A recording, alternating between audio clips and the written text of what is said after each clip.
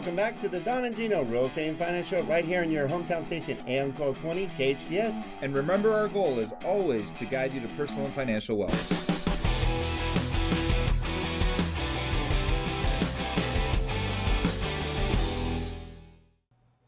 Well, thank you for hanging in to the last segment of the Don and Gino Real Estate Finance Show right here in your hometown station, AM 1220 KHTS, where every Saturday, that's right, every Saturday for 6.5 years now, 9 a.m. to 10 a.m., we share with what you need to know, want to know, should know about real estate finance, your community, and so much more, especially today. Yeah, and Don just left you guys with a cliffhanger because Rob and I were having this conversation. Don says, no, we have to go to break. So somebody has to stop you from talking. There is that.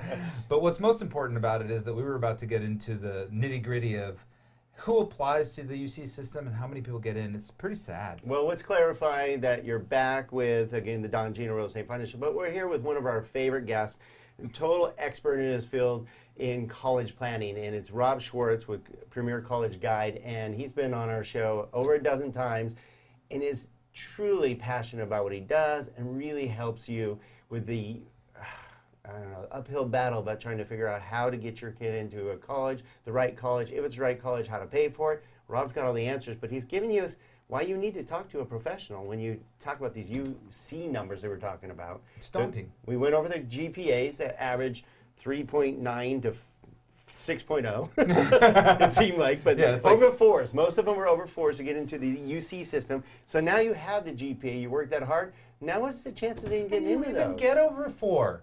There was no over 4 back in the day. Yeah, that's true. All the AP classes and all the craziness. IB, selected honors classes.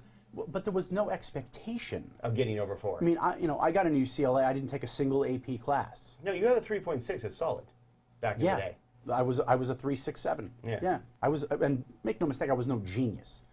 But the times were different. I mean, even when we talk about things like extracurricular activities, back then it was a measurement of how busy are you. Yeah. Now, we know everyone's busy. It's now a question of how are you using your time wisely? Huge difference. So parents who are thinking, I remember I was in 9 clubs. Bad advice.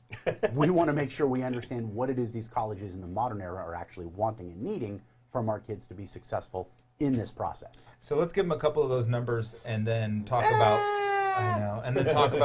alternative options to the UC system. So I'm not going to quote specific numbers because honestly I think they're pointless. What I do think is important is contextually, if you understand there's 2,254 year schools in this country, and you say, well, who applies to, what are the schools at the top of this pyramid? The top 6 schools in the United States in terms of the number of applications received are UC, UC, UC, UC, UC, and UC. Oh, I see. So you can see there's a problem here. It's a popularity contest, and Gino, you pointed this out earlier. The idea that, well, is it good because it's popular? Not necessarily. Plenty of shows I've seen on television that have lots of viewers that I think are just awful. Well, popular opinion is sometimes right and sometimes not. The question isn't, is popular majority right or wrong? The question is it right for you and are you applying for the right reasons? So understand, philosophically speaking, a lot of applications come to our most popular University of California system. 1, because we're the most populous state in the union. Number 2, 49 other states are jealous of our weather and they'd like to have an opportunity for a little bit of our sunshine for a while. You can see through the haze of the fires.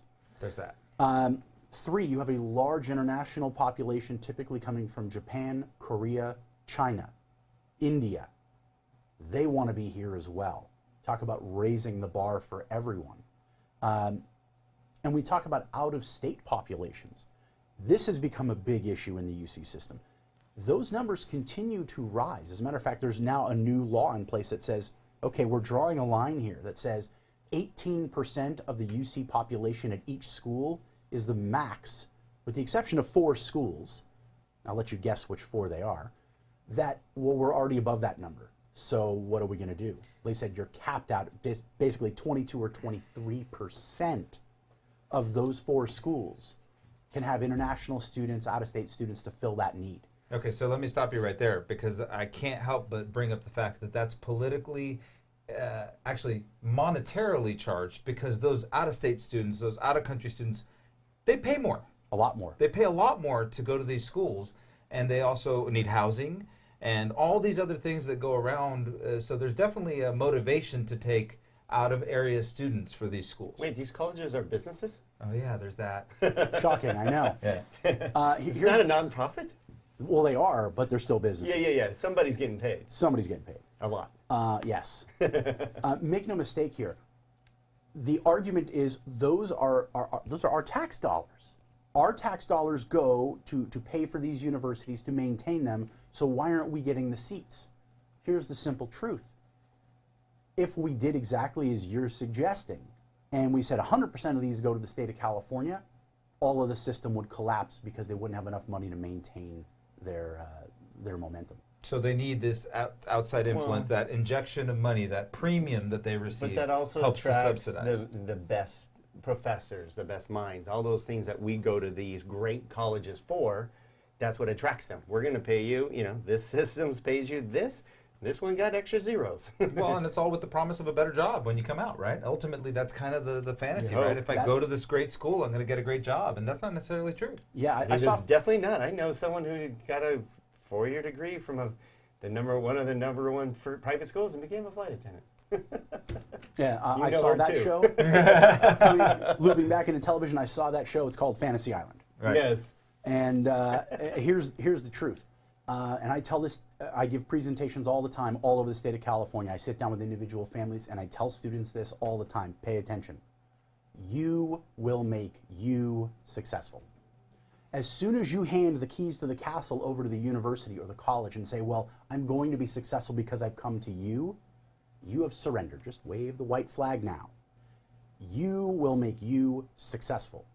If you embody that, if you empower that idea, you can go anywhere and you can be successful. The question is, where do you go for you to be successful? That motivates me, Rob. Well, I was going to also because like you said, a lot of times you think the universe is just going to groom you to make a certain amount of money or go a certain direction with your career. But when you're having a choice of your own, where I'm going to go and how to get involved and fully engaged in that college because you helped choose it, I think you, as you said, will get more out of it, without a doubt. And on that note, I'm going to throw kind of a curveball here.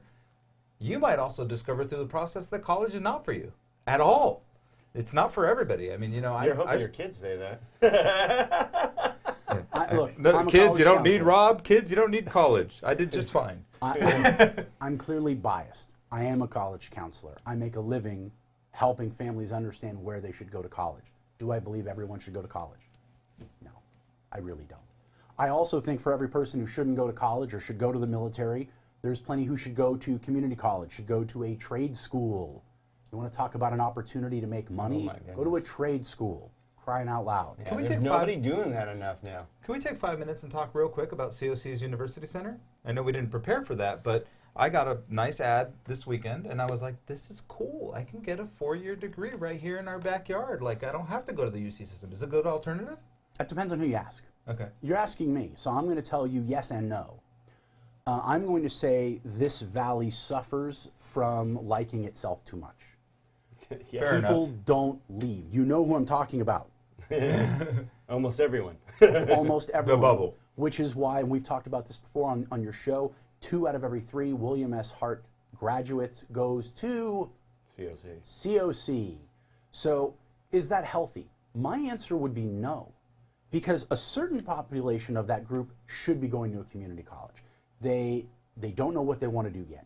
They cannot afford direct admission to the 4-year schools they want to attend.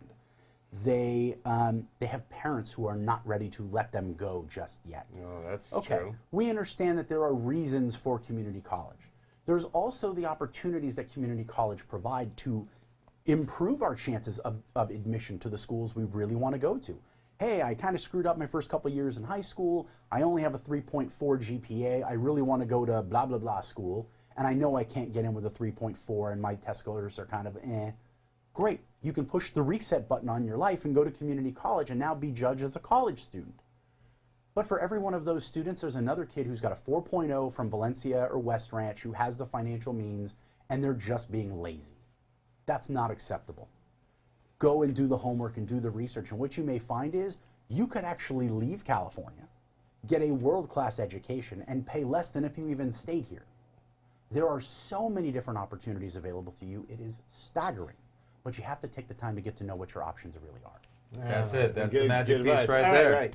Rob, give them your contact information, because if they are not contacting you to get sound advice for the biggest decision, I think one of the biggest decisions, we handled the other one, that's getting a home loan. Yep. The other big decision is what college do they go to and how and where.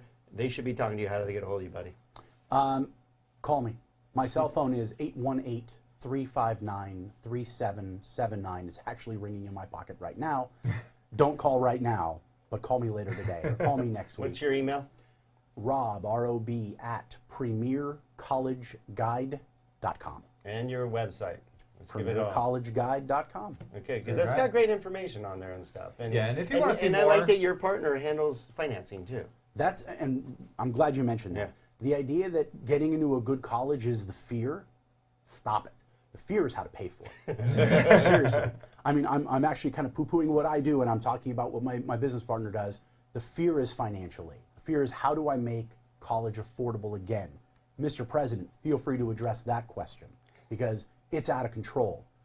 In case you guys didn't know, the largest debt in this country, other than mortgage, is student debt at $1.3 trillion. Yeah, it's definitely a growing problem. All right, so glad we had Rob Schwartz here giving you the know, and we appreciate you being with us every Saturday, 9 a.m. to 10 a.m. You can see all our shows. We break them up in nice little pieces for you every week. And you go to our YouTube channel, there's 1,800 videos with great interviews 17 like or 18 Rob. with Rob. Yes. So thank you for being part of our show. Again, go to donandgino.com. And this weekend, have a beautiful weekend, and Be bold, take action.